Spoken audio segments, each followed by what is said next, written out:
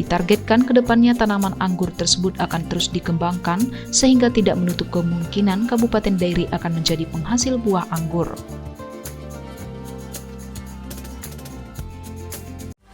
Seru-seruan tapi dapat banyak hadiah? Ya, hanya di YouTube Toba Quiz. Untuk pertama kalinya, warga di Kabupaten Dairi, Sumatera Utara berhasil membudidayakan berbagai jenis tanaman anggur.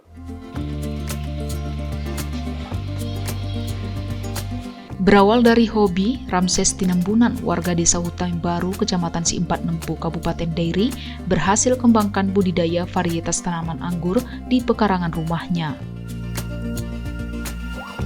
Pria yang sehari-hari bekerja sebagai security di salah satu bank itu, kini sudah mulai banjir pesanan bibit dari warga yang ingin mencoba membudidayakan tanaman yang terbilang mahal itu.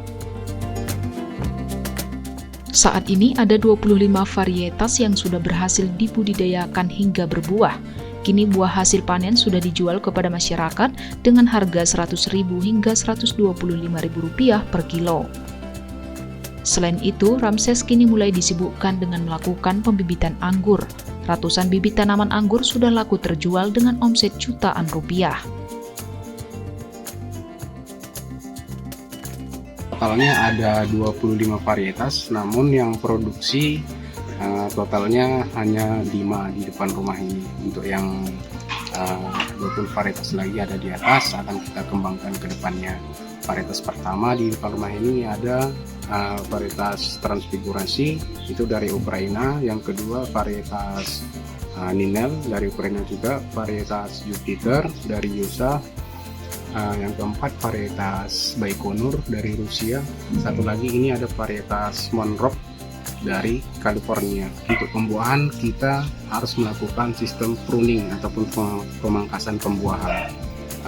Kedepannya saya kepingin ada agro di sini bang ya, agro wisata khususnya, supaya di daerah kami ini bisa menjadi swasembada buah anggur sekaligus menjadi ikon atau wisata buah. Ditargetkan ke depannya tanaman anggur tersebut akan terus dikembangkan sehingga tidak menutup kemungkinan Kabupaten Dairi akan menjadi penghasil buah anggur.